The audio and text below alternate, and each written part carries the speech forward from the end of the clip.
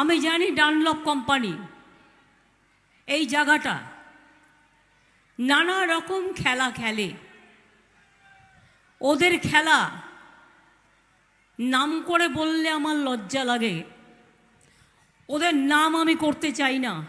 2016 সালে আমরা বিধানসভায় বিল পাশ করি যে ডানলপ আর যেসব কোম্পানি আমরা রাজ্য সরকার অধিগ্রহণ করতে চাই, আমরা নিয়ে চালাতে চাই, আমাদের পারমিশন দেওয়া হোক।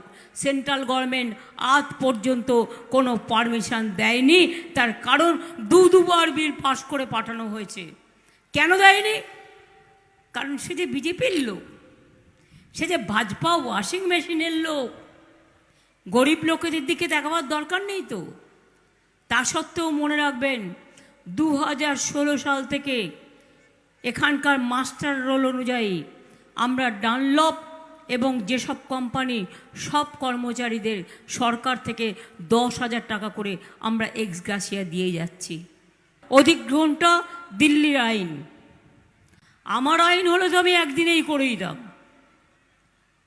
এবার পরিষ্কার বলছি, অধিগ্রহণও করতে দেবেন না, আর জায়গা বিক্রি করে দেবেন, যন্ত্রপাতি বিক্রি করে দেবেন, মাফিয়া চক্র চালাবেন, এটা হতে পারে না।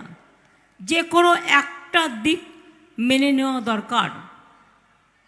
এখনও বিজেপিকে আমি চ্যালেঞ্জ করছি, হুগলিতে মিটিংয়ে আসবার আগে বুকের পাটা থাকলে বলুন কেন 2016 থেকে ডানলপের আর যেসবের বিলটা আটকে রেখে দিয়েছেন।